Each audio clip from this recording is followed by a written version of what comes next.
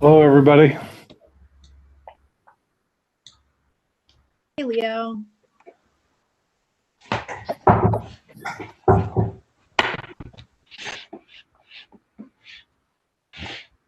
We are live, Rebecca. Thank you, Jenny. Good evening and welcome to the virtual meeting of the City of Dublin Planning and Zoning Commission. The Ohio legislature passed several emergency laws to address the pandemic, including the ability for public entities to conduct virtual meetings. We appreciate this ability to maintain our continuity of government and will be holding our meetings online and live streaming on YouTube until further notice. You can access the live stream on the city's website. We welcome your comments on cases. In order to submit any questions or comments during the meeting, please use the form under the streaming video on the city's website.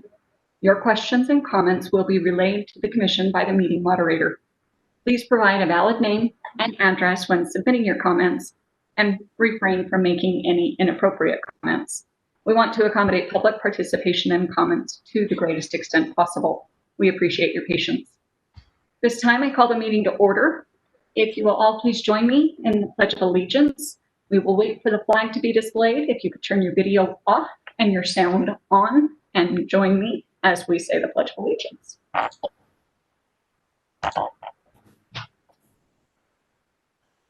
I pledge allegiance to the flag of the United States of America and to the republic stands for which it stands, One one nation, nation, under God, with liberty and justice for all. for all.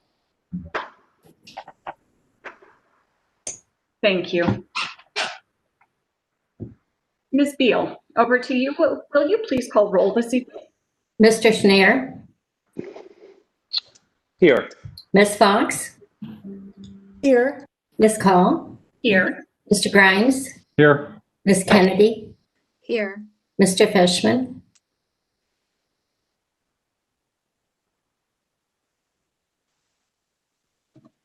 Still muted, Warren.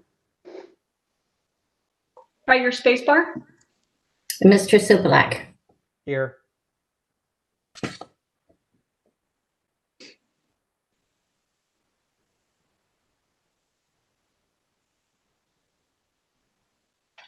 Ms. Beal, did you need a hear from Warren or is his thumbs up?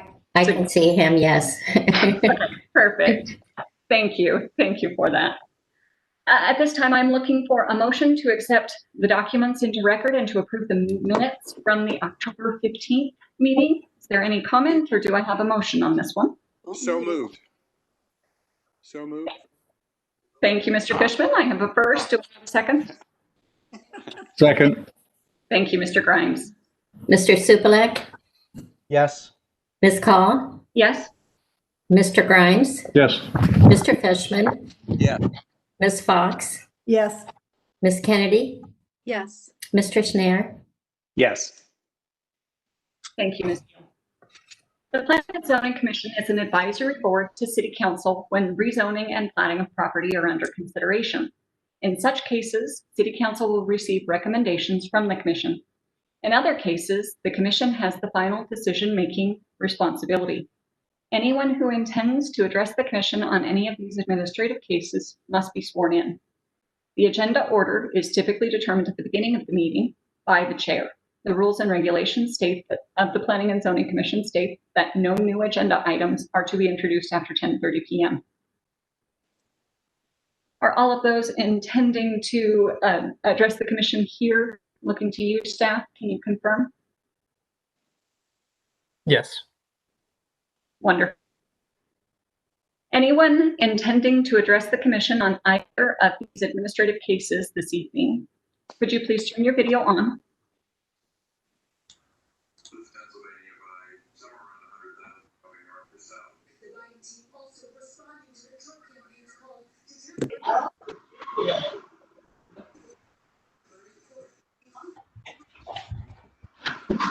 Rebecca, this is Steve Butler. I actually don't have the video capabilities on this computer. All right, then we will trust your word. Could each of you raise your right hand and answer in the affirmative?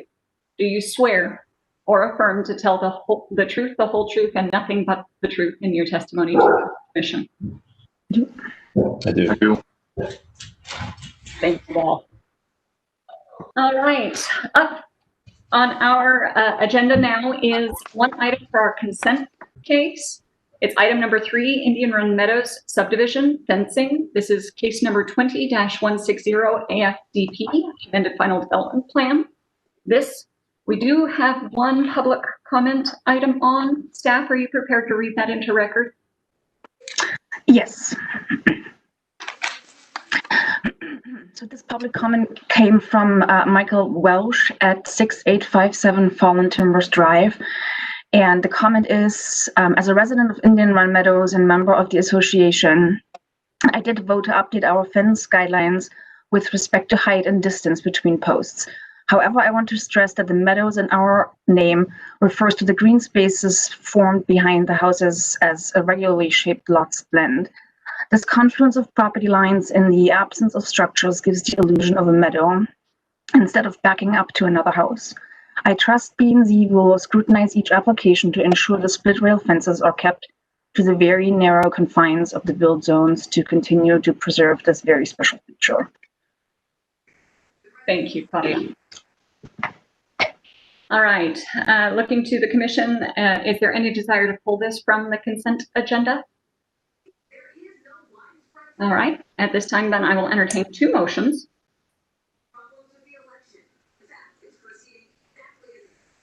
So moved.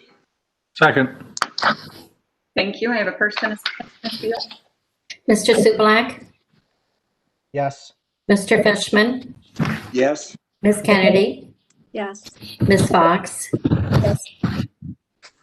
Ms. Yes. Fox, I'm sorry, Mr. Snare, Yes. Ms. Call, Yes. Mr. Grimes. Yes.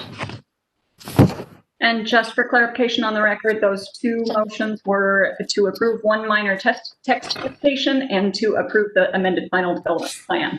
Legal, looking to you, I just wanted to make the clarification. Is there anything else that we ought to do?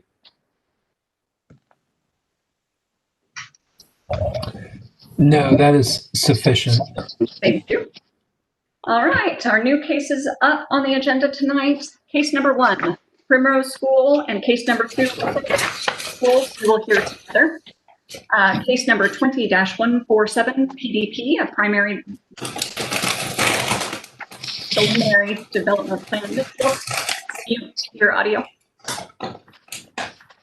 And Mr. Grimes, would you mind as well? Thank you.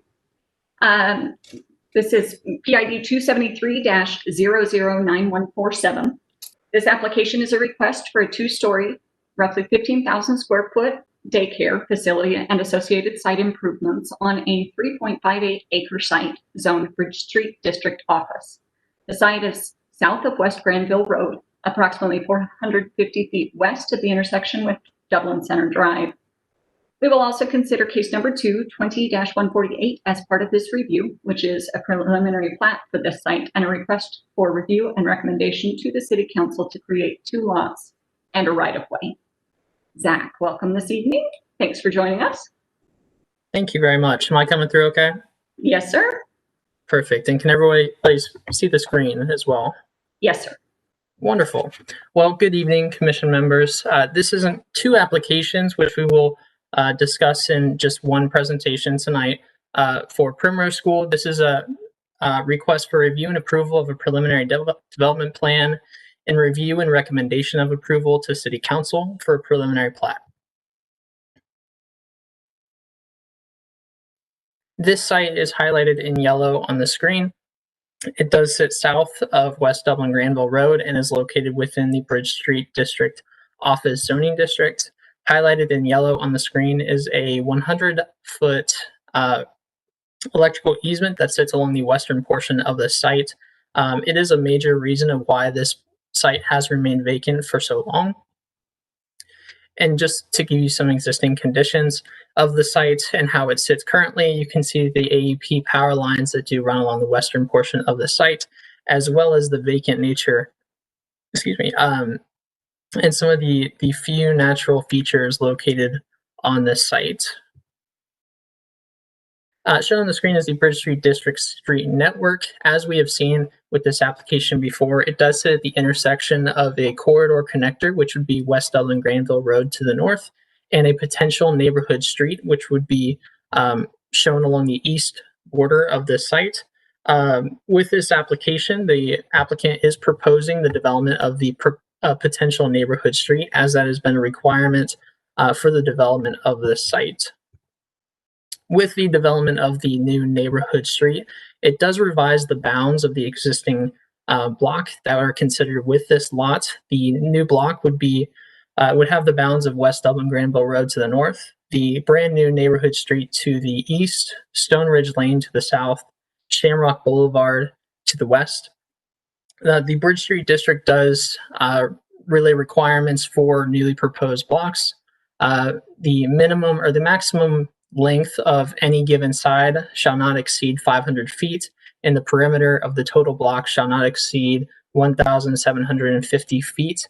Both the north and south sides of this new block do exceed the 500-foot maximum, and the perimeter well exceeds the 1,750-foot maximum for the newly proposed block. So a waiver is required and requested with this application. It should be noted that the development of this site would require the neighborhood street regardless. So the proposed waiver for this block would be required no matter the application for this site.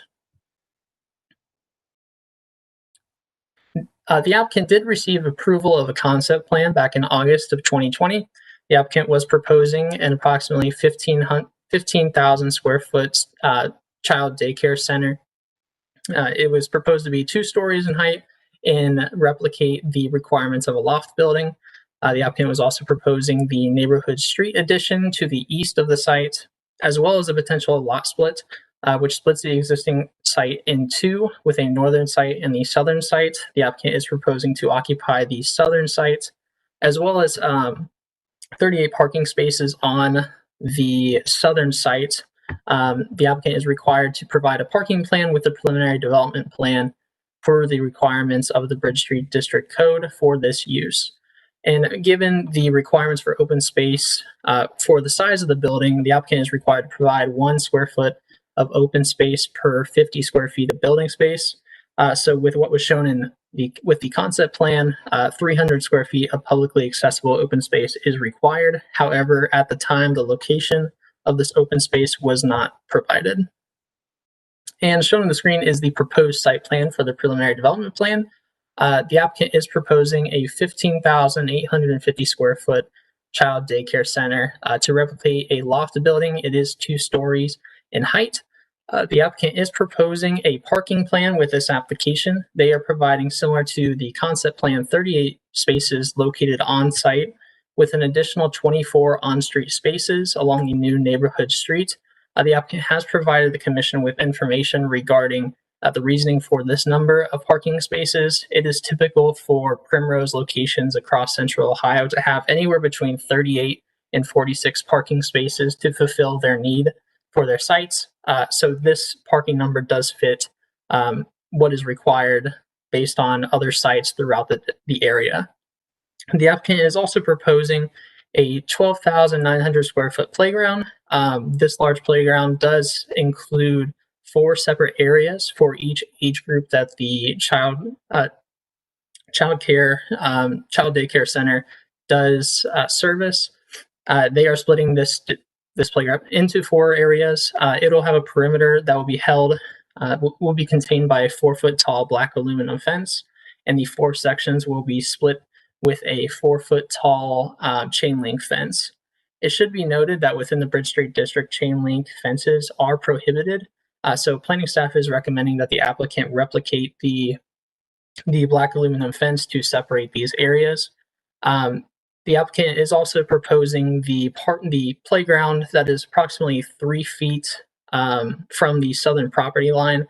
The minimum side yard setbacks within this district and for this loft building type is 5 feet. So planning staff is recommending that the applicant meet this minimum setback by revising their site plan to show the fence meeting that 5-foot setback. With this application and the specifics for the square footage of the daycare center, the applicant would be required to provide 318 square feet of publicly accessible open space. You can see on the site plan that this is not shown on their site. Based on the layout of the site, staff has concerns that any required open space on the site would not meet the intent of open space throughout the district. Staff is suggesting that the applicant consolidate an open space type with the development of the northern lot in the future. This would help meet the intent of open space throughout the district and not just providing open space just to meet the requirement. That is the intent that staff has moving forward with both the development of the southern and northern lots for this application. Staff, in conjunction with the law director, are working with the applicant on a practical method to memorialize any open space consolidation arrangement for the future development of the northern parcel as part of the final development plan. Shown on the screen are the east and north elevations of the building. The east elevation is the front elevation, which would be along in the neighborhood street. The north elevation could be viewed from the access drive that goes just north of the building, as well as West Dublin Granville Road. Due to the applicant providing a building that is meant to meet the requirements of a loft building, the applicant is requesting two waivers for the building itself.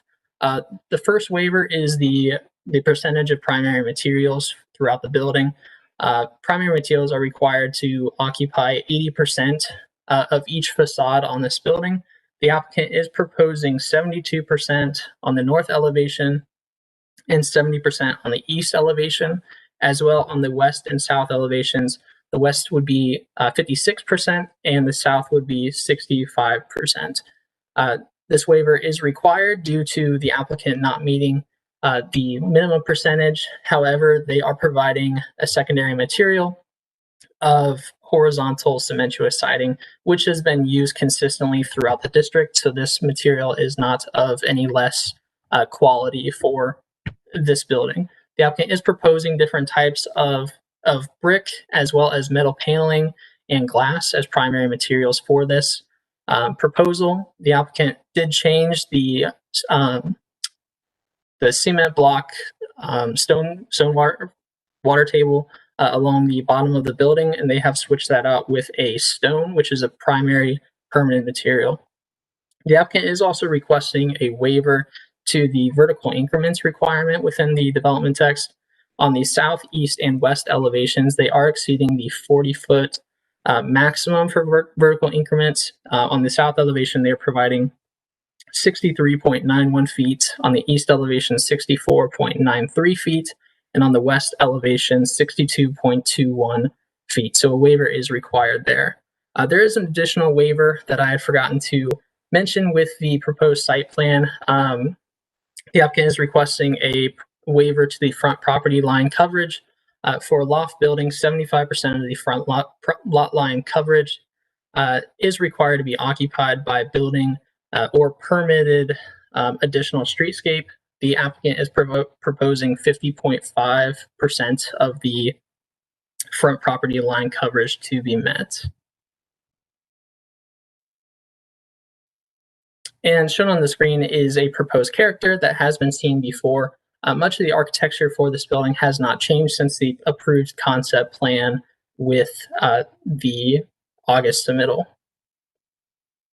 And finally, with this application, there is a preliminary plat being proposed to subdivide this site. A majority of it, the major reason being dedication of right-of-way, which you can see at the top of your screen or along the eastern portion of the site for the dedication to the neighborhood street. The applicant is also proposing, as stated before, to split the lot in two, with a northern lot, which is shown as lot 2 on the screen, and the southern lot, which is lot 1, and that is the lot that the applicant is proposing to occupy. With the preliminary development plan, the applicant is required to provide a neighborhood street or a street name with the preliminary plat. So the applicant will continue to work with staff prior to submittal to City Council to designate a name for this neighborhood street. Planning staff has reviewed this application to all applicable waiver criteria, as well as preliminary development plan and plat criteria, and are recommending approval of all 4 waivers, recommending approval of the preliminary development plan and parking plan with 4 conditions, and recommendation of approval to City Council with 2 conditions. I know this is a lot of information, so I'm happy to answer any questions the Commission may have. The applicant is also here to answer any questions that you may have directed towards them. Thank you. Thank you, Zach. Does the applicant have a presentation or a comment they'd like to make to the commission before we turn time over to the commission for questions? We understand the waivers and the conditions that are outlined in this document, and we have no further comments. Thank you, Ms. Miller. All right, looking to the commission, does anyone have questions for staff and for the applicant at this point in time? We'll hold our discussion for after questions. I have one question. Mr. Grimes? In the notes, I saw something about elimination of a sidewalk on the other parcel. Was that to enable future use or plan of that other lot, or thinking there? Thank you for pointing that out. That is a point that I forgot to mention in the presentation. They do show a sidewalk connection running through the heart of that lot 2, that northern lot, to prevent any landlock to the development of that northern site. When that does come in, we are recommending that they remove that connection, since they will also have the connection along the neighborhood street. So that was just to clear up the northern site, since that is not being considered for development currently. Thank you, Zach. Thank Any you. other questions, Leo? That's it. Okay. Ms. Kennedy, did you have a question? I did. Thanks, Ms. Call. I wanted to go back to the public open space and get a better understanding, Mr. Hounshell, of, so currently the public open space per the requirement has not been met. My question to staff is, are there any special considerations given, considering that this is a daycare and there will be children on site, things of that nature? The fact that it's a school, I mean, as a parent, I don't know if I'd want public open space right next to I don't know. I mean, I'm just thinking, people walking by and people being close to my children if they were there, for example. I'm just curious if there are any special considerations given that this is a school. If I could piggyback on that before you answer it, Zach, do we have a mechanism for fee in lieu or bonding, since the recommendation from staff is to consolidate the open space? So my question went right along with Ms. Kennedy, so if we could kind of collect those. Absolutely, those are great questions. Ms. Kennedy, to answer you first, it was a consideration of staff, as we've had this discussion with the Primrose applicants as well for a while, regarding safety and making sure that they have a safe space for their students. And I can definitely let the applicants speak towards the necessity of safety and privacy in regards to open space. So that is certainly a consideration we have had. Ms. Call, to answer your question, and I may ask for help from Thad as well for legal, but we are working on, that's been a discussion between staff and our law director's office in terms of what possible documents we can draft to make sure there is an agreement to have this in the future. We would, as stated in the staff report, we don't want to have, it's staff's intention to not just have open space for the sake of open space. Mm-hmm. We want it to be memorable and important, not just to the property owners, but to it be a valuable asset to the area for pedestrians. So I'm going to lean on Thad here for his expertise in terms of what documents are possible here. 01194, Thad, do you have comments for us? Yes, it's funny that you mentioned that, actually, because I hear that Jennifer finally found someone who can correct that for us, but that person was out of their office until tomorrow. So hopefully if we are doing this again by virtual means, it will be my name and not just my inmate number. But to Zach's point, we have discussed this both because of sort of the configuration of the site concerns, as well as the desire to have something that's actually a meaningful open space, and the idea that ultimately this northern parcel we expect to develop and probably to transfer ownership. There is a fee in lieu provision that is potentially available under the code. However, that is not really our first line of defense. And so while we have not ironed out the details of how we will proceed from an agreement standpoint, we would essentially want to have it in place so that if this transfers in 5 years, or if it takes some time for the northern development to occur, that the city would be party to an agreement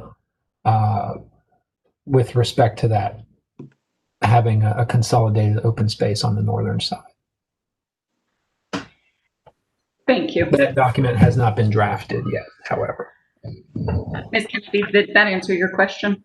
It did. Thank you. All right, any other questions, Ms. Fox?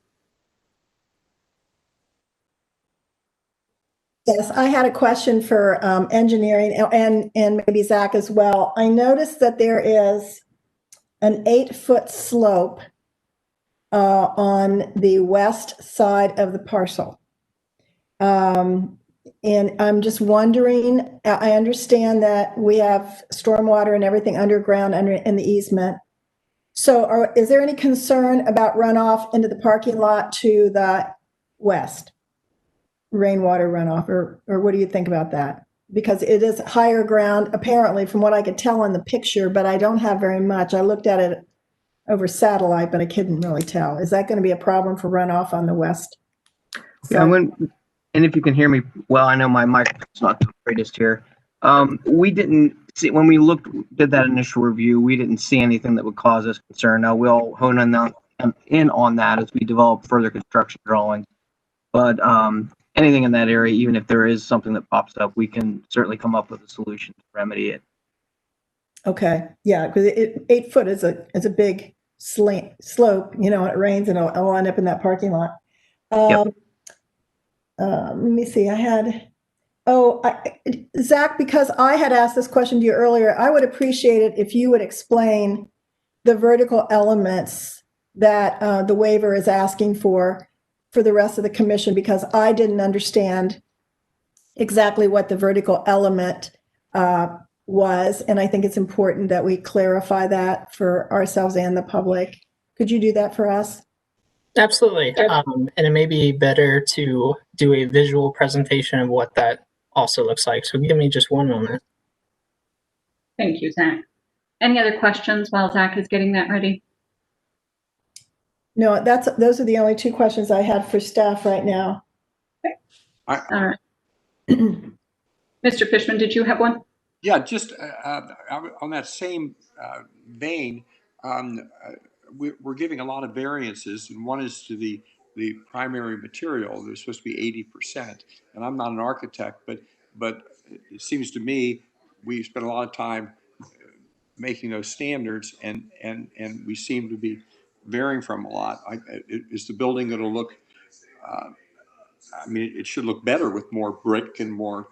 And I just wonder why we're getting the variance. The other thing I noticed when I went through the materials is that the play equipment has signs on it. We're dealing with signs. It has the name of the company on the play equipment that can be seen from the street. So Zach, going back to you for vertical elements first, and then we'll grab the other items. So, just, not a huge concern, but I was just interested in. Yep. Perfect. So I'll zoom in here just for reference.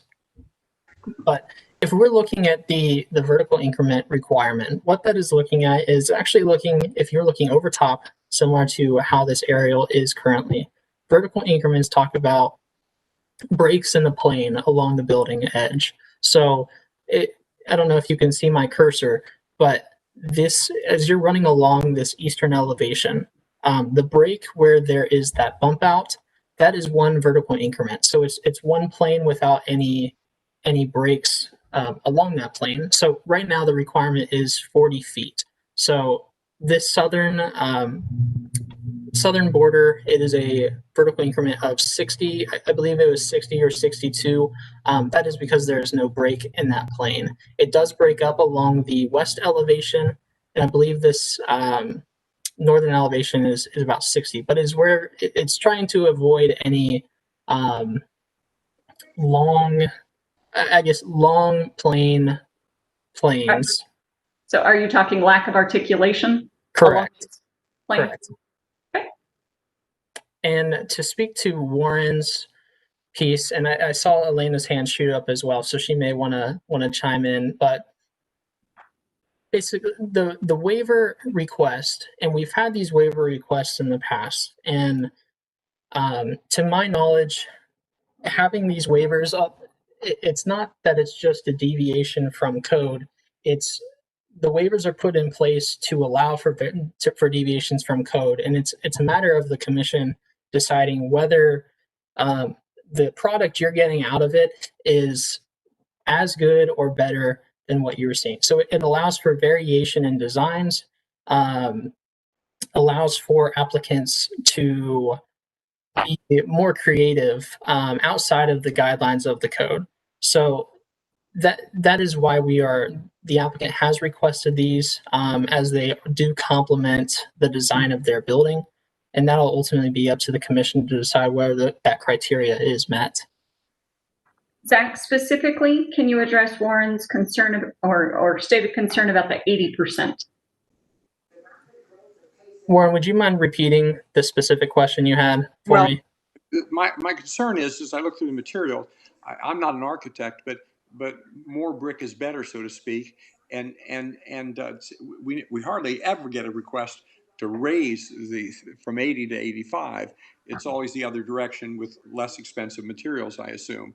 And so looking at the building, it doesn't look bad, but we've started a precedent. Some buildings deserved, and some they couldn't build them that way. But this building seems cut and dry that they could use the figures that are recommended. And so Can you present this photo? Yep, that one. And then there's a question and a clarification, Zach, that I thought I heard you touch on earlier. What qualifies as when you're saying, 80% has to be primary materials? What qualifies as primary materials? Mark, I think you're in my brain. We're in the same spot. So if I'll answer that question because it's fresh on my brain. Primary materials within this district include stone, brick, at least for this building, it's stone, brick, and glass. Those are primary materials that are considered primary by the Bridge Street District.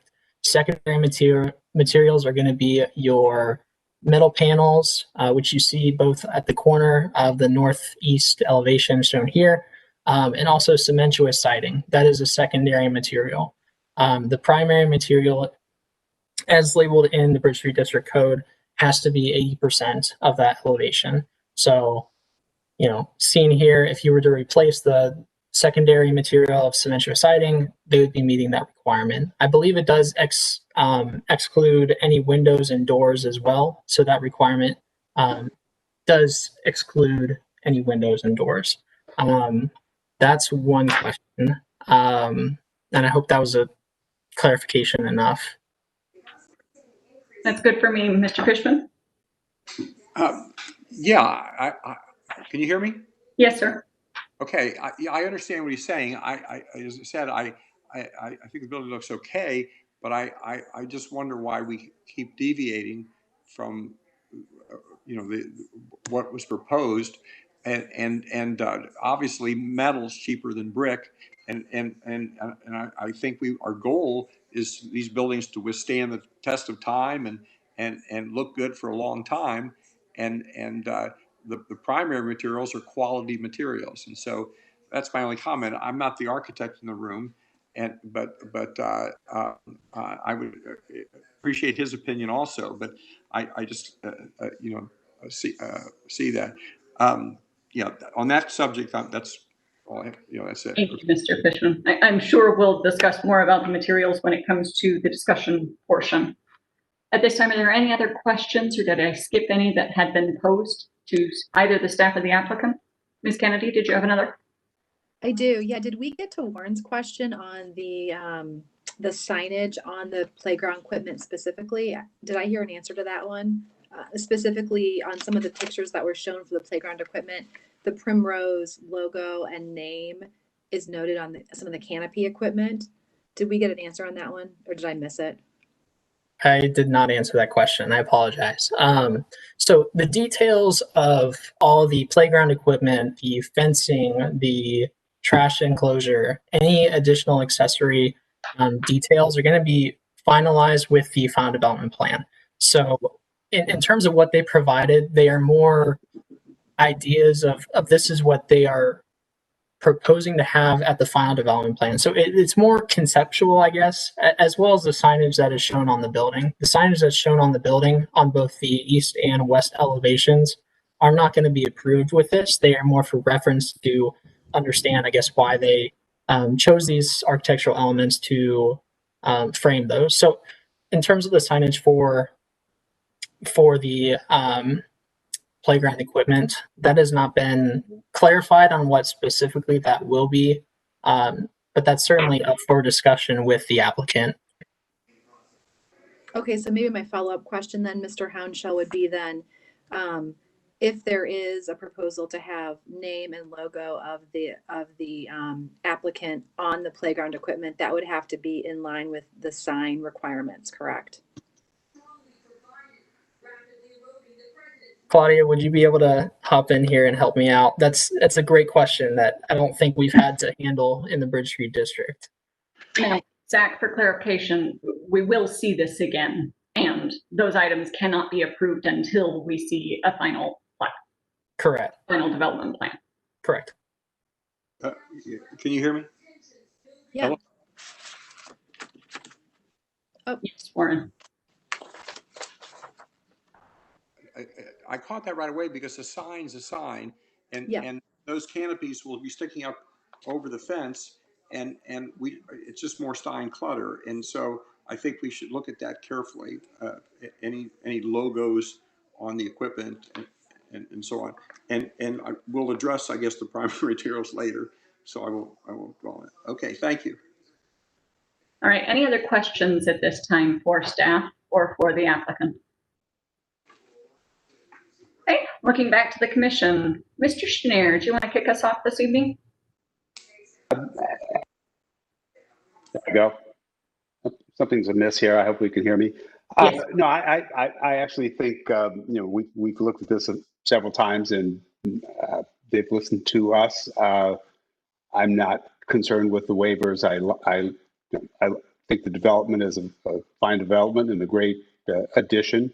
And I like, I think I've already established that I sort of like that we have some flexibility and don't have to always follow the code when we have the ability to get a better outcome. So I like it. That's my positive comments and no negative one. Thank you, Mr. Schneer. Mr. Supalak, would you like to go next? I think it's an attractive project. I don't really have many qualms about the waivers. I don't have any qualms about the conditions as staff has written them. I think it's good considerations. Obviously, we're going to see this again. The equipment will come in. Any canopy would come in. The signage would come in.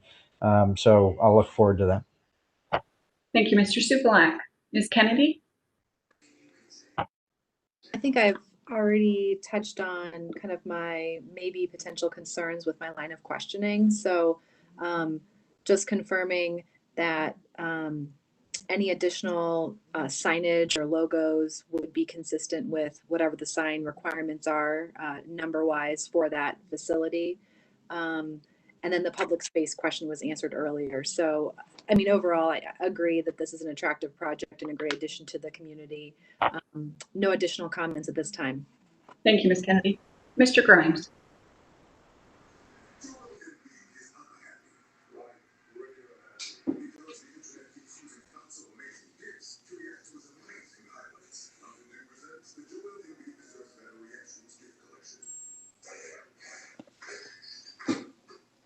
Yeah, looks like Mr. Grimes will come back to you, Ms. Fox. Yes, I'd really like to compliment Ms. Miller for listening to some of the suggestions about the connectivity.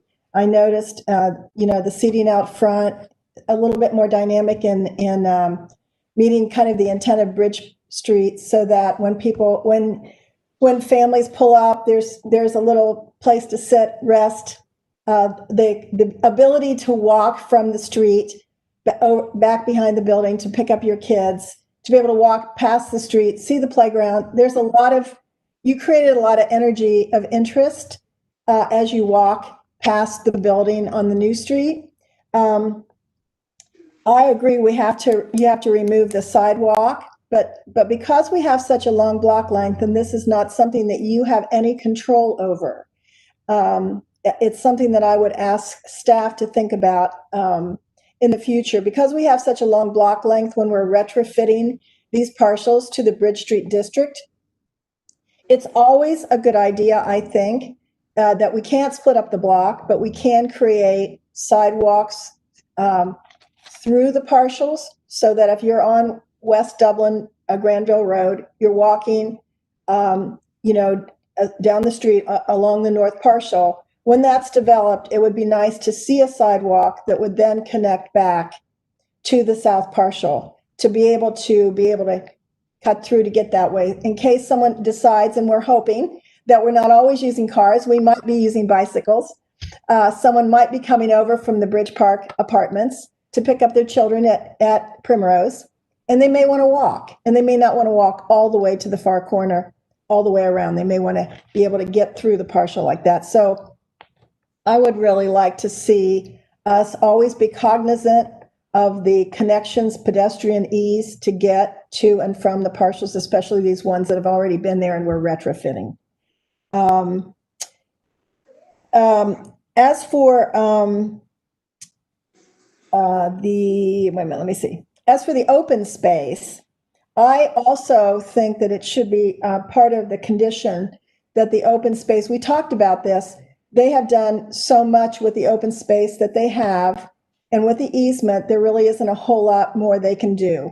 But it is an idea of conditioning and allowing that open space to be combined with the north open space, so that when you're walking along 161, maybe a really significantly open pocket park might invigorate the street by utilizing that extra little bit of 300 square foot of green space to make it a little bit more significant. So I agree with that, and I think it should be conditioned as such. As for the vertical increments, I would like to ask a couple of things. I understand that that waivers allow us to have a little creativity, and I would like to see on the final development, Ms. Miller, for me, a little bit maybe more detailing on the facade, so that maybe you're not doing the vertical increments, but you're doing something interesting with the brick or the stone or lentils, and I don't know all of the language, as I see Mr. Supalak smiling. I don't know all the architect language that one would describe, but I would like to see maybe a little bit more interest in the doorway, whether that's an awning or a canopy, whether we can do something more with a little bit of extra detailing to kind of break up the flat plane, because the windows, and I'm looking at very small images here on the drawings, but I can't tell if there's any detailing, whether there's a little bit of negative positive movement, or do you know what I'm saying? I think it's important, especially on the public street side. I know you're probably not using that as a primary interest, but it should be a little bit of an inviting doorway, even if it is enough, even if it isn't a true entrance, just something as you walk along the street. We're just trying all through the Bridge Street District to make sure that the entrances have appeal and that the facades at the first floor level make you kind of want to just notice the architecture of it all. So I would ask for a little bit, maybe, as Mr. Supelak says, loving on it a little bit. So other than that, I think that we have a really nice project. Like it a lot. Thank you, Ms. Fox. Mr. Grimes? Yes, it's good that Jane went before me because I liked her comments very much and agree with all that she said. I'm really impressed with how this project has been laid out and the use of the parcel, use of the grounds. I'm in favor of those waivers. The building where it's situated in the back of the parcel, if you will, I think it has a lot of reasons for giving waivers, I think, because of its location and the way it's fitted within the surrounding buildings and properties. So I like the way this is going, and I think it allows for some great potential to the north in the future. So I'm pleased. That's all I have. Thank you, Mr. Grimes. Mr. Fishman? Am I on? You are? I'm on. Yeah, I have not much more to say. I made the comment. I think Jane's comments were very good too, and I think that the building looks fine, but I think that we should do everything we can to make it look fine so it doesn't become dated. And who knows what that building might be 20 years from now. And I think I think the placement of the building, I think that's all good. And we're worried about the northern lot, and I think Jane's comment about the bike and foot transportation is very, very important. Other than that, I think I've said enough. I'm good. Thank you, Mr. Fishman. I'll round us out with just a couple of comments. I also appreciate staff working on the open space. I think that the build envelope on this particular parcel is challenging, to say the least, and I think you've done a wonderful job making it work. One concern of mine is with the parking. I really appreciate the way that AEP has kind of loosened up the restrictions and allowed for parking on that, the western side of the parcel. However, the concern that comes along with that is if AEP ever needed to utilize that area for servicing or anything else, that would greatly impact and reduce the amount of available parking for the business itself. And so that is one concern that is somewhat mitigated by the street parking on the other side, but not completely mitigated, as the vast majority of the parking is located interior to the parcel, as well it should. So that is one concern just for consideration.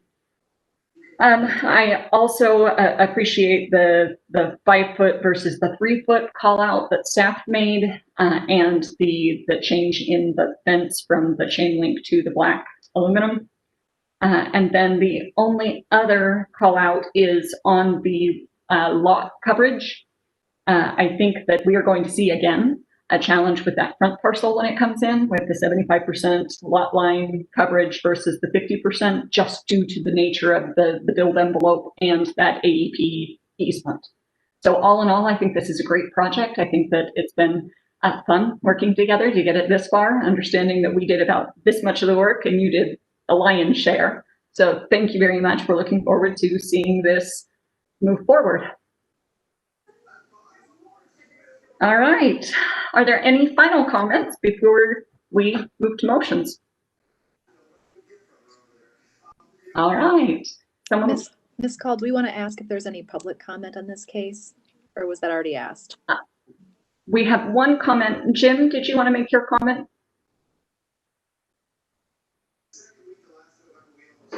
Yeah, I was just going to offer the bit of wisdom. I have a book in front of me for all of those of you who wanted to learn more about architectural terminology. That was quite a chuckle. Yeah, those of us who jury have a tendency to really show off when it comes to that sort of thing. This little book is a sort of a cheat device, but it was published in 1953, and I picked it up at a used book sale, and it's turned out to be really handy when it comes to showing off with clients. Do you have the title of that publication? It's very hard to see in these little tiny pictures. Dictionary of Architecture by Henry H. Saylor. He's an architect. I don't even know if he's still alive. I think he was an FAIA, but as I say, Science Editions, John Wiley. You might find it on Amazon as a used book. Thank you, sir. All right. Thank you, Ms. Kennedy, for keeping us true. Did we receive any public comment, staff, on this particular or these two items? No, we did not. Thank you. All right. I am looking for a motion to approve 4 waivers. So move. Thank you, Mr. Grimes. Do I have a second? Second. Okay. Deal? Mr. Supalack, Yes. Mr. Grimes, Yes. Mr. Fishman, Yes. Ms. Fox, Yes. Ms. Call, Yes. Mr. Schneer, Yes. Ms. Kennedy. Yes. Thank you, Ms. Beal. Motion number 2, to approve the preliminary development plan with 4 conditions. So move. Thank you, Mr. Grimes. Do I have a second? Second. Thank you, Mr. Supalack. Ms. Beal? Mr. Schneer, Ms. Kennedy, Yes. Ms. Fox, Yes. Mr. Fishman, Yes. Ms. Call, Yes. Mr. Supalack, Yes. Mr. Grimes. Yes. Thank you again, Ms. Beal. All right. Thank you again. We look forward to seeing you back soon with even more pretty stuff for us to look at. And thank you, Jim, for the call out on the reading literature. We will certainly take you up on that. Thank you, and you have a good evening. We have one more motion for the plat. Oh, I apologize. Thank you. Yes, motion number 3, to approve the preliminary plat with 2 conditions. So move. Thank you, Mr. Grimes. Second. Thank you, Ms. Kennedy. Ms. Beal? Mr. Fishman, Yes. Mr. Supalack, Yes. Ms. Kennedy, Yes. Mr. Schneer, Yeah. Mr. Grimes, Yes. Ms. Call, Yes. Ms. Fox. Yes. Thank you, Ms. Beal, and thank you, Claudia. Now we let you off the hook. Thank you for joining us this evening. All right, looking at case number 4, Turkey Run Apartments, case 20-168 AFDP. This is 219 Perth Drive, amended final development plan. This application is a request for the installation of a 20-square-foot ground sign for an apartment complex zoned planned unit development district. The site is southeast of the intersection of Perth Drive with France Road. And Zach, we get to enjoy your company once again this evening. You were too kind. Thank you so much. Good evening again. This is an application for review and approval of an amended final development plan for a monument sign. The Turkey Run Apartments are located on the east side of France Road. A portion of the development is highlighted in yellow. The apartments actually do extend further to the east across that small private street and southeast. So this site does extend a little bit further than what is shown within the highlighted area. To give you an example of what the existing conditions are like, this is at the intersection of Edinburgh and France Road. So this would be the northwest corner of this property. Shown on the screen is the location of where this sign will be located. The applicant is proposing a 15.2 square foot entry feature sign. Entry feature signs are described within the standard zoning code. They are permitted to be upwards of 20 square feet in size and must be no more than 6 feet in height. So the applicant is proposing a 15.2 square foot sign with a 3 square foot leasing sign just below the main Turkey Run Village sign. The total height of this sign, including the base, is 51.5 inches, which does meet that 6 foot or 72 inch height requirement or height maximum. The sign base, which you can see at the bottom of the image, is a synthetic stacked stone. And the sign itself will be held up by two 4-inch thick aluminum square tubes painted black, which you can see behind both the Now Leasing and the Turkey Run Village sign. Both sign faces, so the Turkey Run Village sign will be have two faces on both sides of this, obviously, and the sign face will be made of an aluminum composite material, with the copy and logo being made of a PVC copy. And the sign does feature 3 colors, which does meet the 3-color maximum for standard zoning code for signs. And it would be a gold, a green, and a white. The Turkey Run Village would be the green as well as the border. The logo would be the gold, and the background is the white. Planning staff does have some concerns and some recommendations of approval for this application. The first would be that the Now Leasing sign would be removed from this sign, which would then leave a gap between the sign and the base. So planning staff would also be recommending that the applicant move the base of the sign, the stacked stone, up to the bottom of the sign to close that gap. With this, planning staff would also recommend that the applicant utilize a cabinet to hold both the sign faces, and this is more just to keep in line with other sign applications that we have seen in the past for these entry features. The applicant has also provided a landscape plan, which is required for monument signs in the standard zoning districts, or signs that are required within the standard zoning districts. The zoning code does require that the applicant landscape 3 feet, a 3-foot perimeter around the monument sign. The landscape plan they provided us does not show that, so the applicant will need to continue to work with staff to finalize the landscape plan. Planning staff has reviewed this to all applicable criteria and are recommending approval with 4 conditions. If the commission has any questions for staff, I'd be happy to answer them, as well. Darren Gray, he's the applicant today. He'd be happy to answer any questions you would have regarding the case as well. Thank you. Thank you, Zach. Mr. Gray, did you have a presentation or a statement you would like to make to the commission before we jump into questions? Yes, actually. First of all, good evening. Thanks for your time. I wanted to be honest with you. This sign, I sent Zach a photo of the sign. The sign was constructed due to we were unaware. The sign met code, and we were unaware of this approval that was needed. And so when our shop saw signatures on the artwork that were from the customer saying that it was approved, so they have constructed the sign. I don't know if Zach has a photo of the sign. So whatever, anything that we could do to mitigate changes would be great. And we did work quite a bit with Crawford Hoying. Obviously, they have a lot going on in Dublin, but we've worked with them quite a bit on this design. It's similar to other signs we've made for them, but with a few different changes. This style is also, I'll just say it's, I know they're not new signs in any way, but Le Chatelaine and the school, I think it's Indian Run Elementary.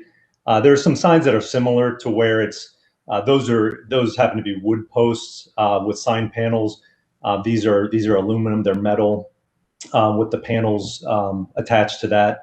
And then the other, in conversation with Crawford Hoying, the other thought is, in driving Metro Place specifically, I think just about every property has a permanent monument sign in addition to a Now Leasing sign, which I believe they could also have.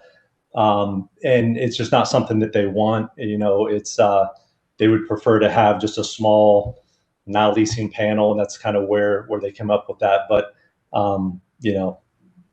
in driving Metro Place, a lot of those properties have large 4x8 leasing signs and a permanent sign, and that's just not something they really want. They really don't have the room on the property either, but that's not something that they would want to do. So they thought that small panel was something that they would do there. And then I I think that's all. I'll be happy to answer any questions. So yeah, I think that's all I had. Thanks, Mr. Gray. All right, looking to commission for questions at this time. Mr. Schneer. Just a couple for Zach. I know it's in here, but in the whole description, I don't see. So Zach, what is the material for the sign? And is the material such that it's sufficiently opaque so you don't see, it's two-sided sign, you don't see the other side from there, it's thick enough or whatever. And then a question that was just raised by the applicant, or that I have because of the applicant statement.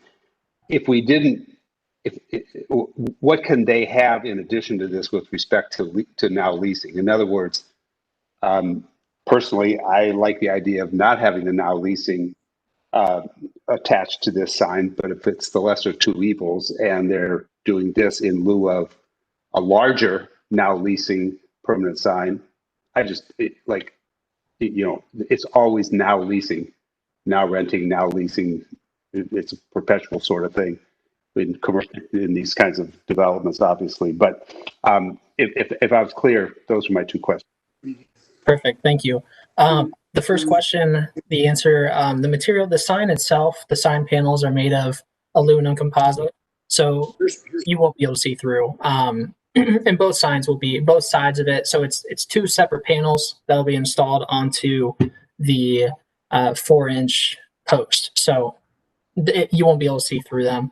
And in terms of what else they would be able to have should the commission decide that they would not like to have that now leasing sign, we do have temporary sign permits that they would be eligible to apply for. Our zoning code does specify specifically to, apologize, I'm trying to find the exact section.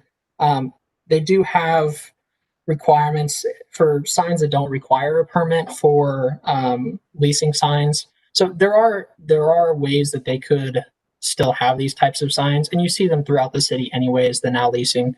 But those are just a few options that our zoning code does lay out. Well, we're certainly all aware of the temporary signs because we've gone through that for a few meetings.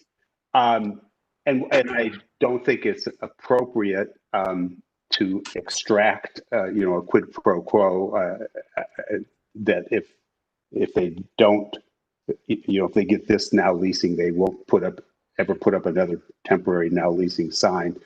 I'd like that, but from a aesthetic point of view, but from a legal point of view, it would bother me. So thank you. Thank you, Mr. Schneer. Continuing with questions, Ms. Fox. Right. So, Mr. Gray, I'd like to ask you, I'm also not for the leasing sign. We've been trying to eliminate so much sign clutter with the larger signs, and we're not going to be allowing them like we did before. That's already passed council in the last few weeks. But I do like the idea that staff recommended of encasing it into a frame, because you can see on the sides when you can see through the sign. So your recommendations on improving it with what you have to work with, which unfortunately it's constructed. So I would like to hear the possibilities from you on improving the quality of the sign. Sure. With encasing the sides, I mean, we can definitely enclose that all the way around. That would not be a problem on the sides, without constructing a cabinet, which obviously we would do if it was illuminated, we would do that. But in this case, and we do this quite a bit with the non-illuminated type of signs, but yeah, we could enclose that with features on the sides that would look like a cabinet. We'd probably not build an entirely new cabinet, but it would look that way. And so you would not see the post from the side profile. Right. So yeah, we could definitely do that. That would be. And not to have the columns with the space in between. I see that you already have the base built. So what are your options there? I'm not sure as far as from the base to the sign, it would be, I'm not sure what, there would be some major rework. I'm not sure how we would bridge that gap. But in closing the sign faces is definitely something we could do. But again, yeah, I'm not sure with bringing that base up, and that's another reason. I think that now leasing, their thought with that too was if it couldn't be permanent, could it be a temporary? Now I understand if it's not there, either it could be covered or potentially they said they could remove it. But I understand that there would be that gap, even a greater gap if they removed it. But their thought was if they covered it or removed it, it could be more of a temporary thing where they could put it on and off the sign at certain times. But yeah, the stone base and all of that is a little bit more challenging. But we can enclose the sign faces so that you don't see the posts from the side profile, other than below between the sign face and the gray and the base. Without So major is it possible, there's about 12 inches of space between the bottom of the sign and the top of is that about right? About 12 inches? I can't tell by. Let me actually pull up another drawing I have that has all those measurements. I know the leasing sign is 6 inches, so I'm guessing it's somewhere in the 12 inches. Yes. Do have that, I think. And while you're looking, Zach, what's the height limitation for the sign per code? That would be 6 feet. Okay. So we are at 50. So we're at 51 and a half overall. Right, you're at 51 and a half. Minus 51 and a half is our overall. Minus 26. So you want from the bottom of the sign panel to the base, is that? Right, yes, please. 6. So yeah, it's about 12 inches between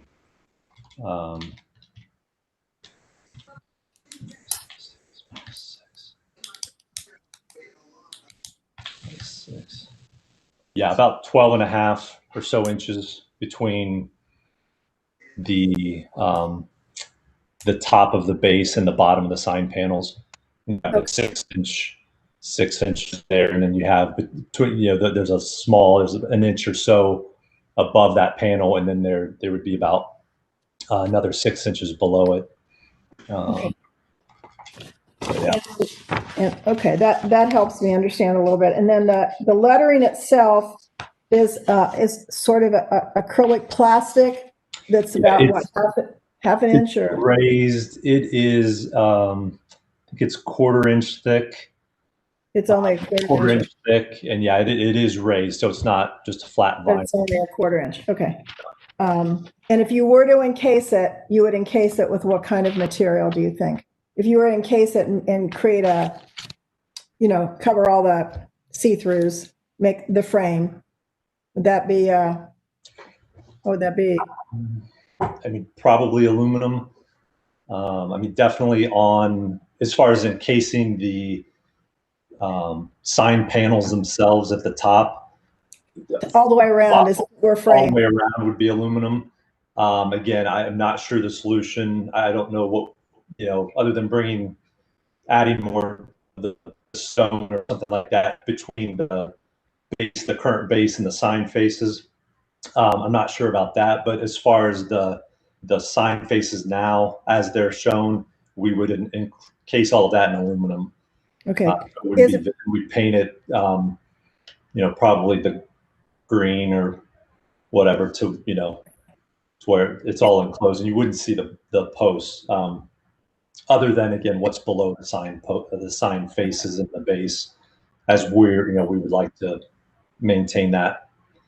Everything else, but we could encase that at the top, and then obviously the landscape plan is Zach, is the landscape plan, the last drawing that I sent just the other day, is that, I don't know if that was sufficient, or, I mean, we don't probably need to, I guess we can continue to work on that, but I don't know if you got that, had that drawing, or.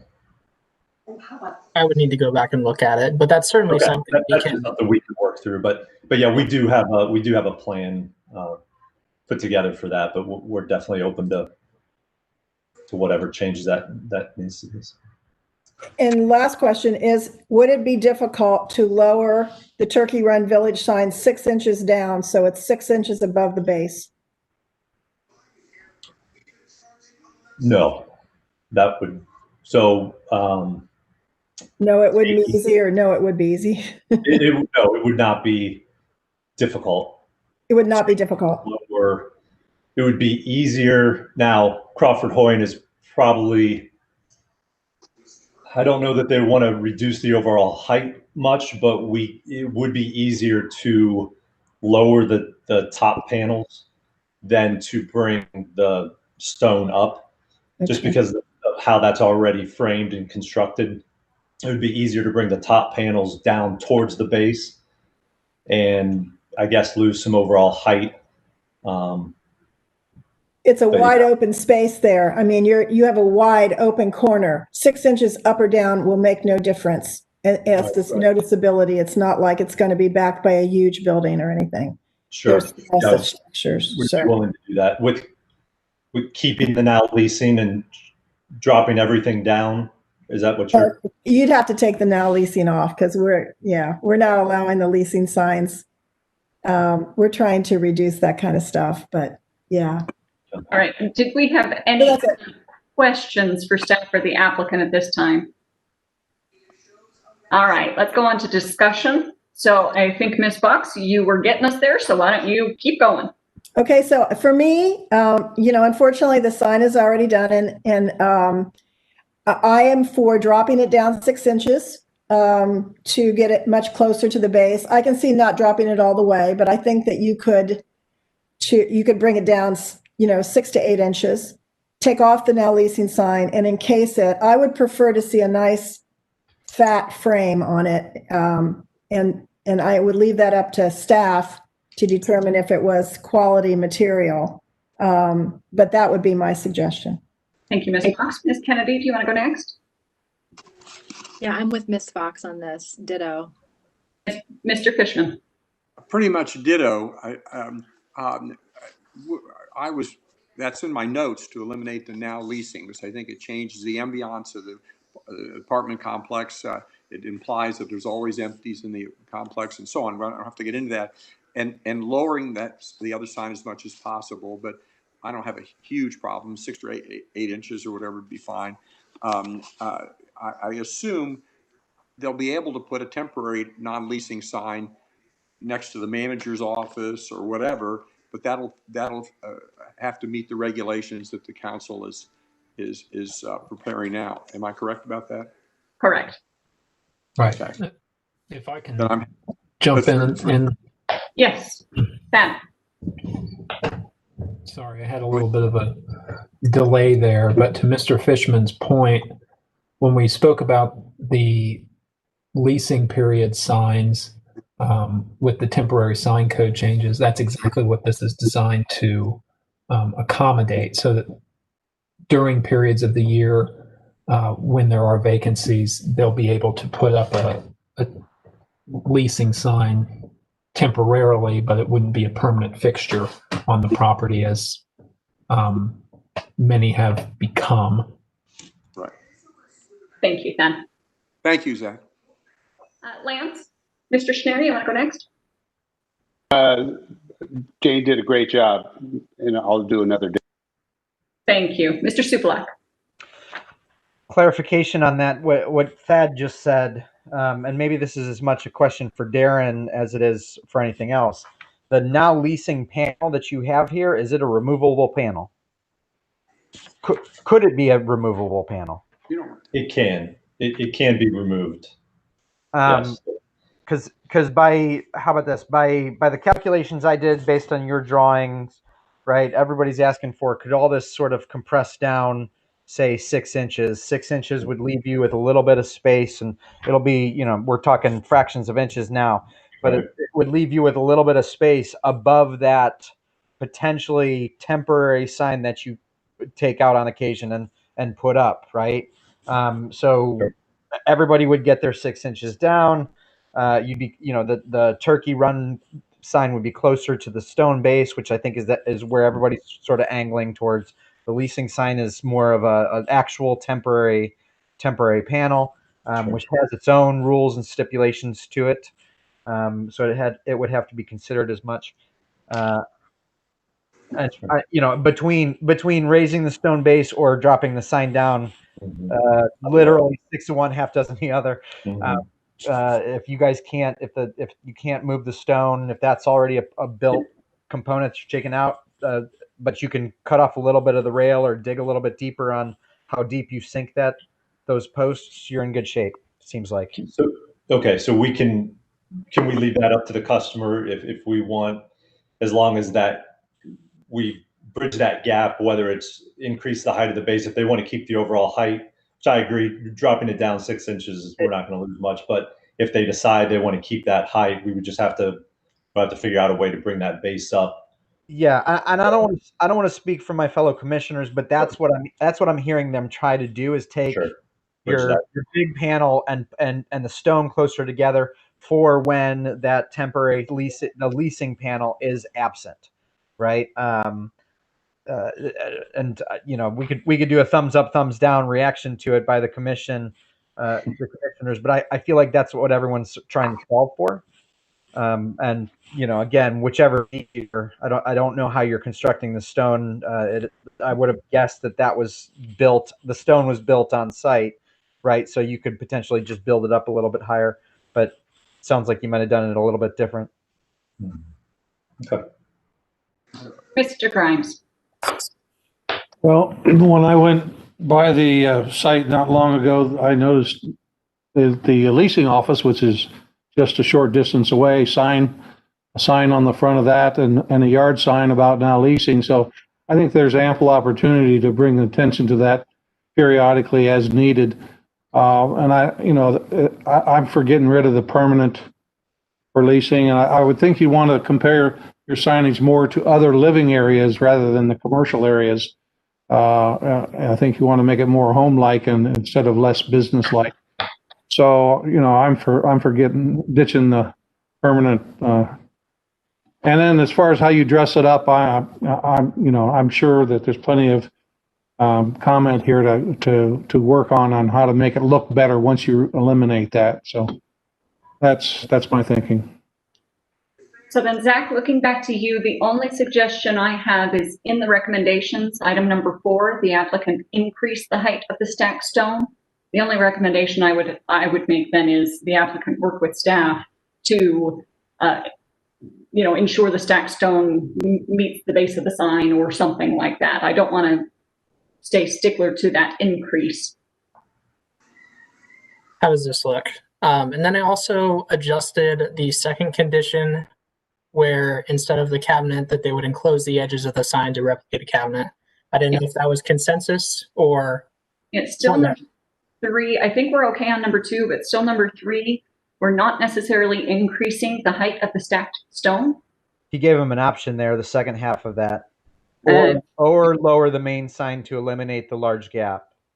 Yep, that works with me. Sorry, I didn't get there. Can I say something? Yes, certainly. Can you hear me okay? Yes. Hey, I think there's misunderstanding. I agree with Mr. Grimes 100%, and that's why I thought I mentioned that this now leasing sign, whether they put it up when they're allowed to or not, I don't think should be on the.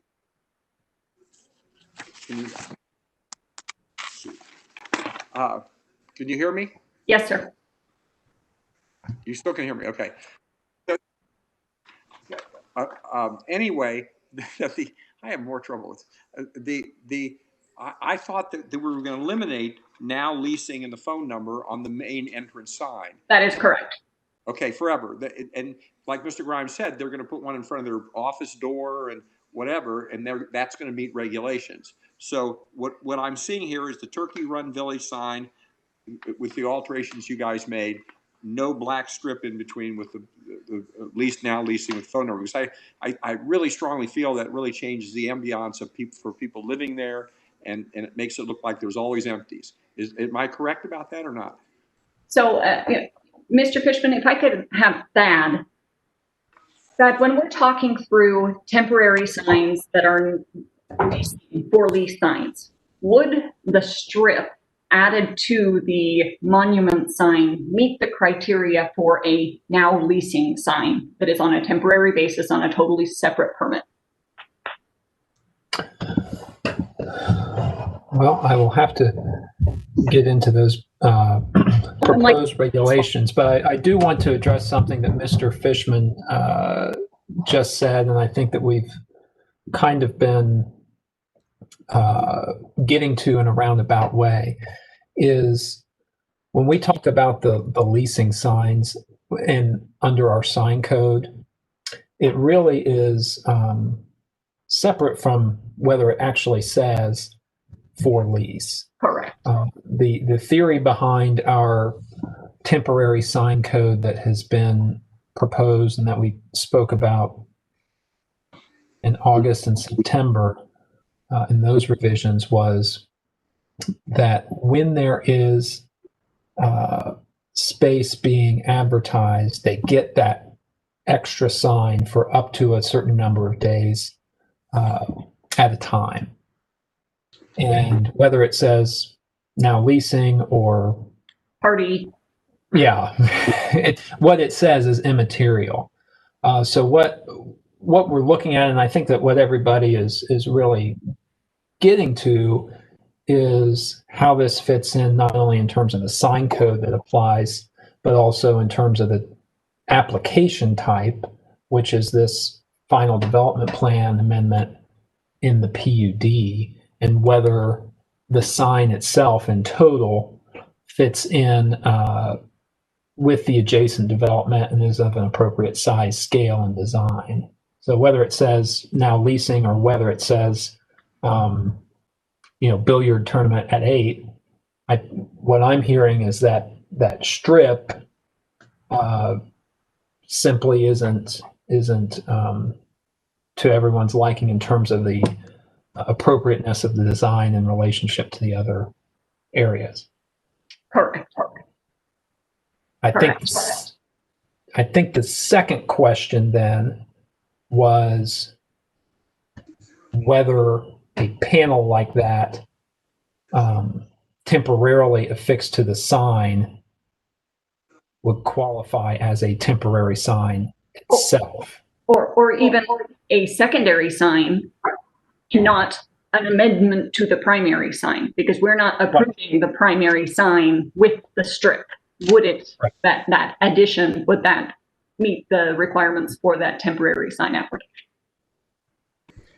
Yeah, I believe you could do either one. I know you could do a freestanding sign. I can tell you that off the top of my head, that a freestanding sign during a leasing period up to that maximum number of days would be permitted. Okay. All right. So questions, Mr. Schneer? I'd like to say the same thing yet another way so that I might understand it. Again, not speaking for the commission, but sensing the direction of the commission, and my own personal feeling is that we don't want the now leasing sign there. And we can sort of approve this, and it sounds like the applicant is okay with that. But the suggestions on moving the sign would still leave enough room for that rectangular sign. The question that keeps being posed is, well, could that now leasing sign ever appear again on a temporary basis? And it sounds like that it probably could. So to Warren's point, we're not, whether we could, should, or whatever, we're not going to forever eliminate the possibility of that sign appearing. But if it did appear, it wouldn't be permanent. It would be under, different sections of the code, et cetera. And it would be And specifically, it would be treated as a different sign. It's a different sign. Somebody tell me that I'm either correct or incorrect. That is my understanding. Thad, can you confirm? That is correct. Thank you. All right. Ms. Fox. I just want to make a point to Mr. Schneer's comment too, because one of the things that we talked about and the reason that we have been speaking so much about the temporary signs is because these large panels create such clutter along the roadway. So, I would, this is an interesting conversation. I don't really ever think we thought of it this way, but this is a much more discreet, slim, and aesthetically more attractive way to put a temporary sign up than it would be than if Crawford Hoyne decided to put, a 3x4 sign next to this sign. So, I think that's the conversation here that's kind of interesting to have. And I know that we're not making that decision tonight, but it definitely is where the thinking was on the temporary sign codes. So. Thank you, Ms. Fox. At this time, I am looking for a motion from the commission. Okay, can I ask another question? Sorry. Are we saying that we're going to allow that for rent sign? No, this sign only includes the sign with the turkey run. It includes the wrapping or enclosing, however that happens, of the sign into a cabinet or cabinet-like construction, and it requires the removal of the extra metal strip that currently says for lease. So that'll never be on the sign, correct? We can't say never, but if it were to come forward, it would be under a separate application. Okay, they'd have to get approved. So, okay, great. That's what I understood, and I'm happy, Kim. Okay. All right. Looking for a motion to approve the amended final development plan with the 4 conditions as displayed by Zach. So, second. Second, Ms. Beal, over to you. Ms. Fox, Yes. Mr. Fishman, yes. Ms. Kennedy, Yes. Mr. Schneer,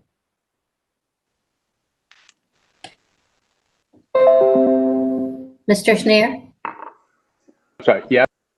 Mr. Grimes, Yes. Ms. Call, Yes. Mr. Supelak. Yes. Thank you, Ms. Beal. And thank you, Mr. Gray. We are looking forward to seeing this sign, modified and back up in the neighborhood. I happen to work right around the corner on France, just right behind the Chase Bank. So I look forward to seeing it. We'll get on it soon and should be up in a couple of weeks. Hopefully. We'll get our permits and there, so should be up soon. All right. Thanks for all your time. Appreciate it. Have a good night.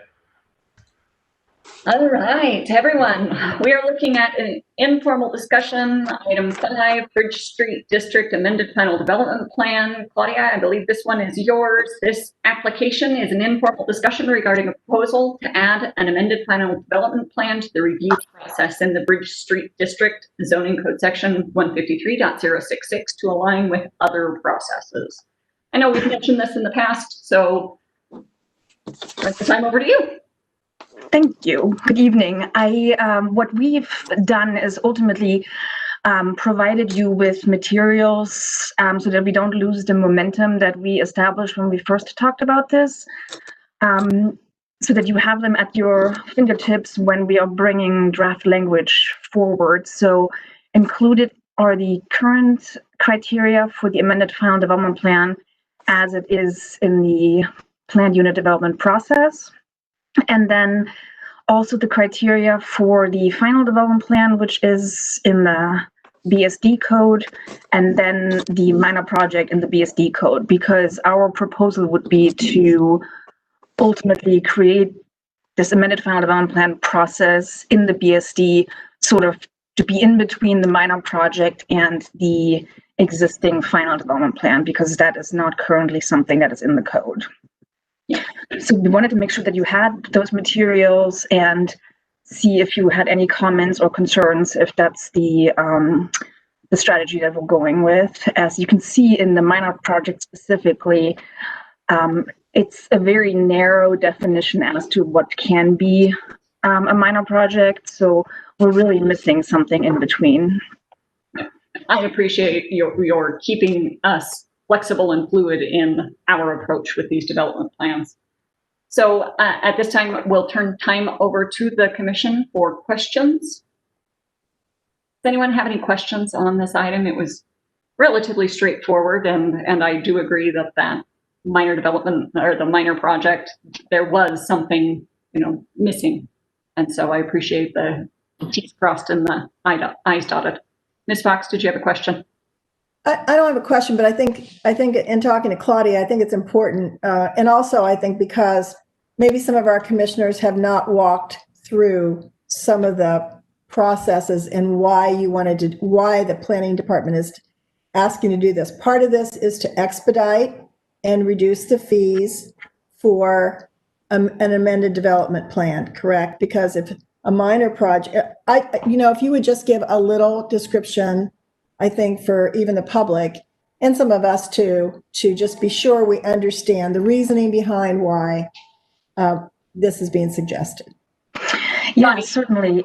Go ahead. Sorry. Before you do that, we have not received any public comment during the duration of this meeting. I don't believe we've received any prior.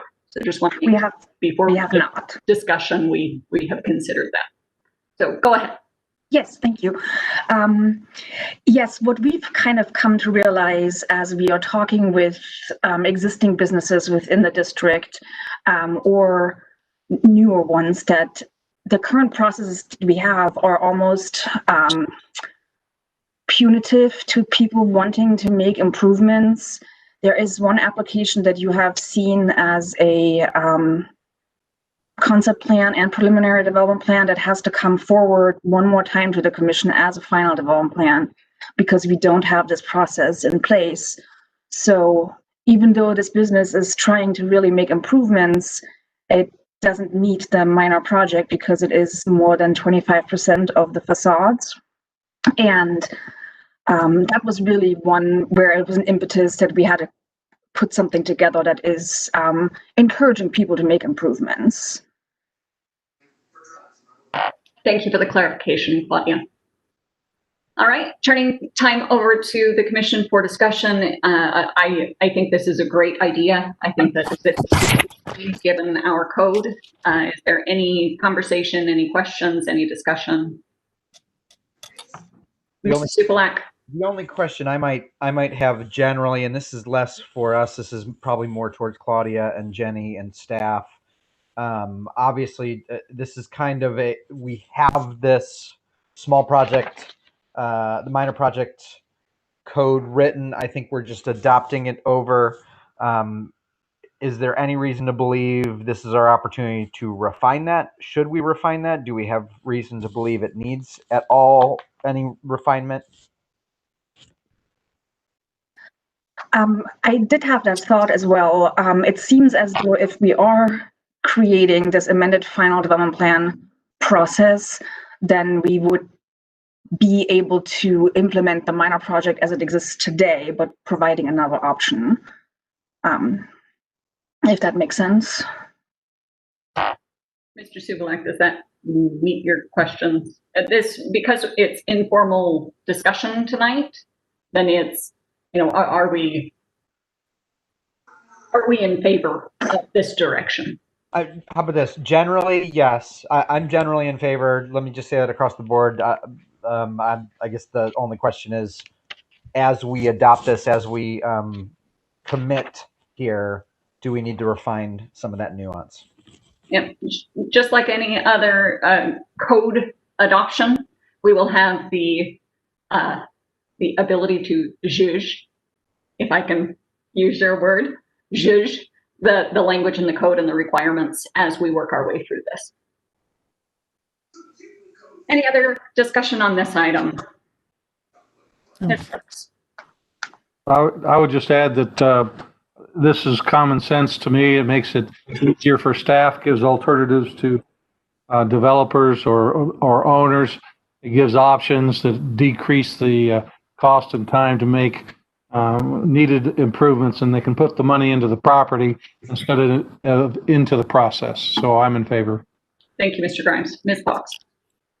Right. I think as I'm thinking about the intention of this, I agree. I really want to see processes easier for people to improve their properties. I want to see cost reduced for people to improve their properties, especially when we're talking about retrofitting areas along in the Bridge Street area. But one of the things that I think keeps coming up is there's a lot on this. We talk about development of open spaces, lighting, driveways, signage, landscape plan, but we don't speak to the intent of the Bridge Street code's need for pedestrian and street vitality. So many times people are renovating without thinking about meeting that element.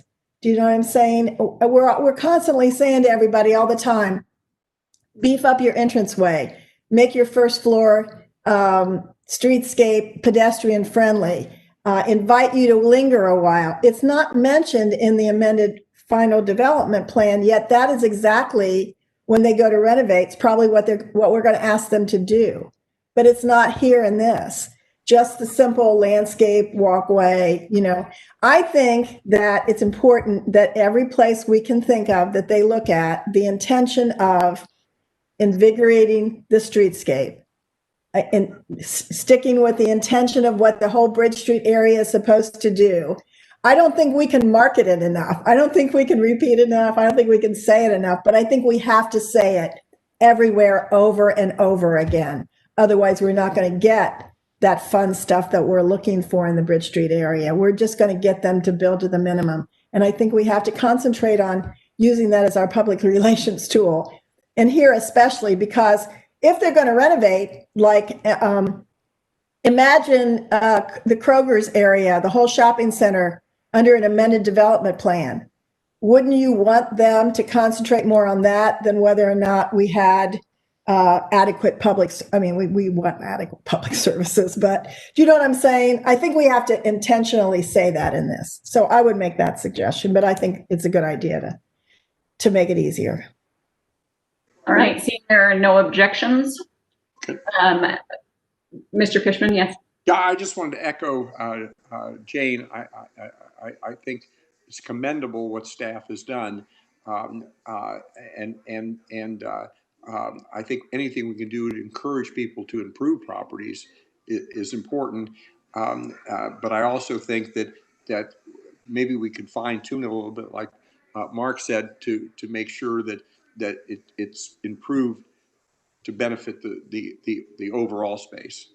Luckily, this is just the first time we're seeing this. So Claudia, I know you hear this from us all the time, but as we bring this back, if you help us, and just like Jane said, we're not going to get tired of hearing the same things parroted back to us. So as we bring this back, understanding the intention that council and the direction that council has given to us to add some enliven that downtown Bridge Street everything area with each application. So thank you for bringing this before us. We appreciate the thought. Okay. Moving on to communications. In your packet, you had meeting dates for next year. So we would need a motion to approve those. All right. The only one that jumped out to me, I thought there was one. I'm trying to find that document.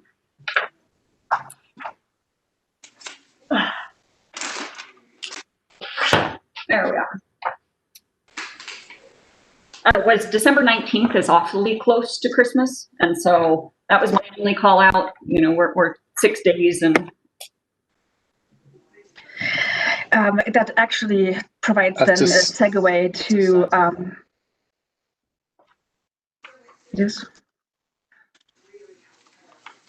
Did you say it was a Sunday? Just checked. I think it's For Christmas. Okay. Well, we have another question to ask you today. Speaking of close to Christmas, the Planning and Zoning Commission meeting in December that is scheduled is the 10th this year. And we have so many cases that we are trying to process that we were actually hoping that you would entertain a second meeting in December, but the only date that we can find is the 21st.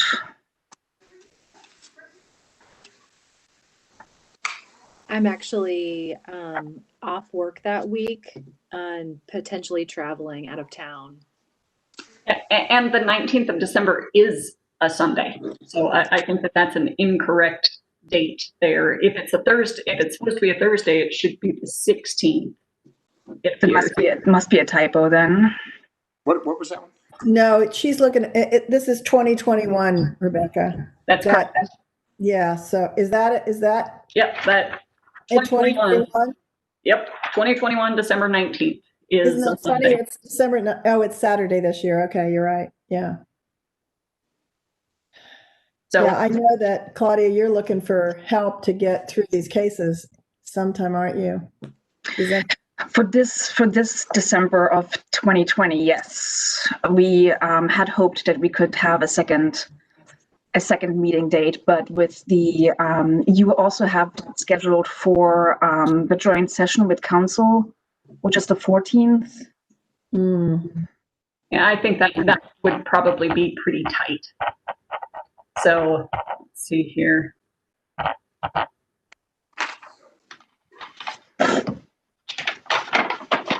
So what was the date you were looking for, Claudia? The 21st. That's Monday. That's a Monday, Rebecca. I know that city schools are out that week. So anyone who has kids, just FYI. We're also traveling.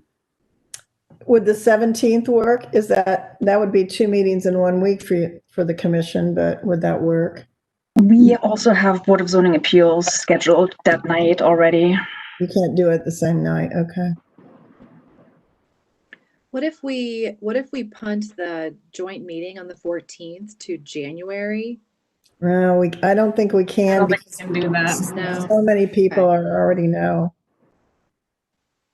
I mean, December 15th, that would be back-to-back meetings, but that's a Tuesday. What is the concern with the content? Is it just that the meeting would be too long? Or is it that the materials will not be prepared in time for the regular meeting in December? So we currently have 8 cases on the agenda. We have, however, 5 more cases technically also eligible. I think I would be more in favor of us just being disciplined that evening and getting through all of the cases. And I would trying to squeeze in another meeting and doing disservice to the applicants by, the other people, the commissioners not being available because we have other demands on time. I don't think you can get 13 cases done in an evening. Oh, I think we can do it. It would go till 2 in the morning. I don't know about you, I can't sit in a chair that long. I think if we are tonight, we saw 5 cases, and we're an hour and 45 minutes in, and we could have been more disciplined this evening. I think we can do it.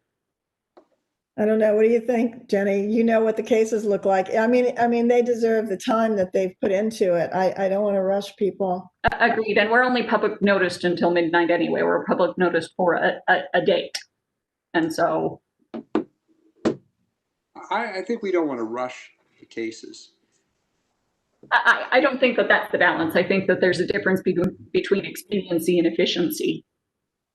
I mean, the challenge with at this point, we're tentatively having on the 10th, the historic Dublin Code and Guidelines, which you've not seen for some time. So, I mean, that's one of the multiple cases on that agenda. If we have some that are not applicant based, but rather where we are the applicant, I would much prefer punting those and hearing applicant cases. Doing what to them? Punting. So kicking them back a meeting, if it's code amendments or something like that, pushing those back, but hearing the applicant cases.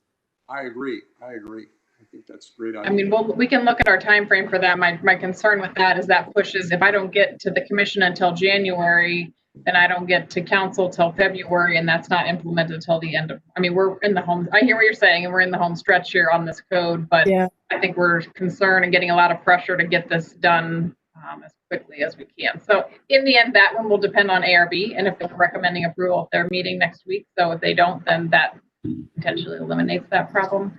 Isn't some of the concern, Claudia, too, with having them all on the 10th, is that some of them need a little more time and they are not ready, or did I misunderstand that concern as well? The one that we were kind of concerned about has kind of turned a corner. So I think we're comfortable taking that on the 10th, depending on what their application submission updates look like on Tuesday. Claudia, how complex are the cases? I mean, if there's consents, that's one thing, but if they require, I mean, I know people put a lot of work into these, it's important to them. And I get what you're saying, Rebecca. I just don't want people to feel as if we're rushing them through. We put so many on. I think it's not fair to applicants if they put that kind of time and money that we,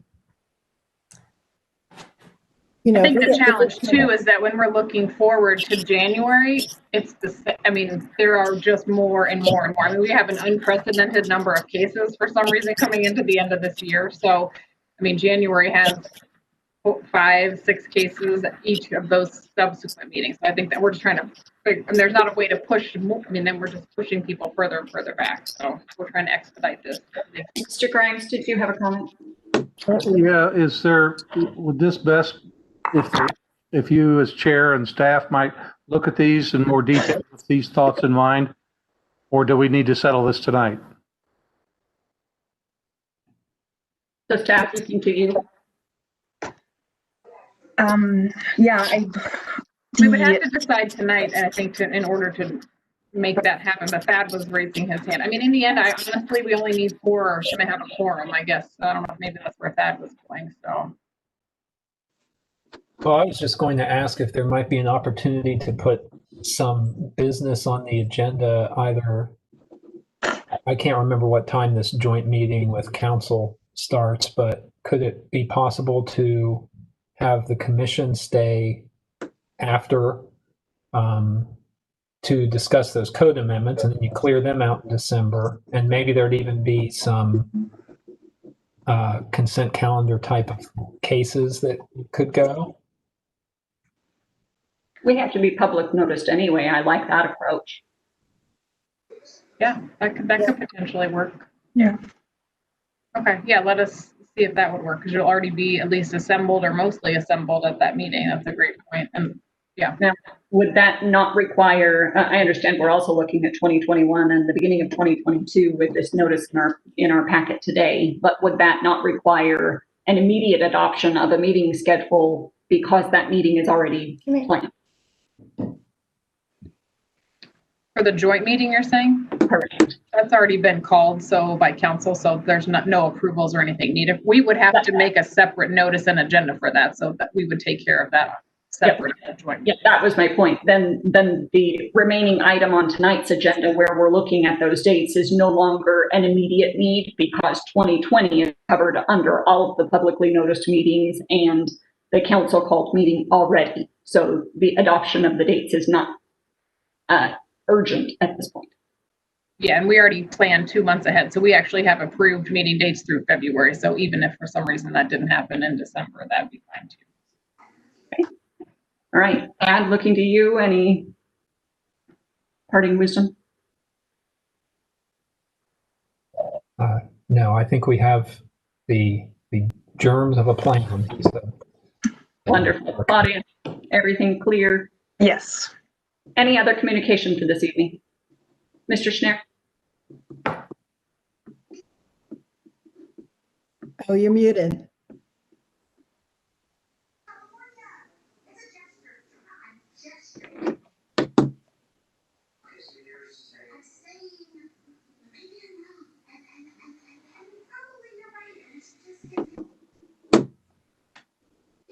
It's not on mute. There. Okay. I don't know what. Just clarification, we've been jumping from the end of 2020 to this proposed calendar for 2021 and part of 2022. There was a typo, which obviously you'll correct because the December 19th, 2021 meeting is now scheduled for Sunday. And then I just had a question. I realize as we've done it, as I've seen now in my short tenure, generally every 2 weeks except certain times. But in June of next year, we actually have back-to-back meetings. Is that something going on? Is that by design? Because we skip some of the meetings are 3 weeks apart in the summer. I think tonight we're asking staff to go back and resolve the issues that may be in the schedule, and we're not going to deal with this tonight.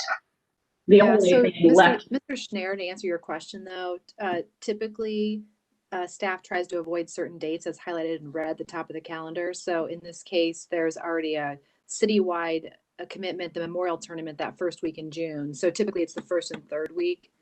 I'm speaking for Jenny, of course, right here, but that would be probably, I'm guessing, the reason for that back-to-back right there. Okay, looks like we got a thumbs up. All You right. did a nice job speaking for me, Christine. She sounded just like you, Jenny.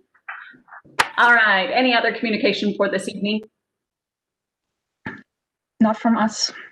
All right, then I will call us adjourned. Thank you everyone for being on your toes, on your best behavior, and bringing all of your wealth of experience.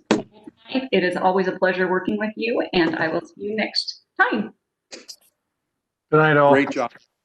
Thank you. Night, thanks, everybody. Good night, everyone.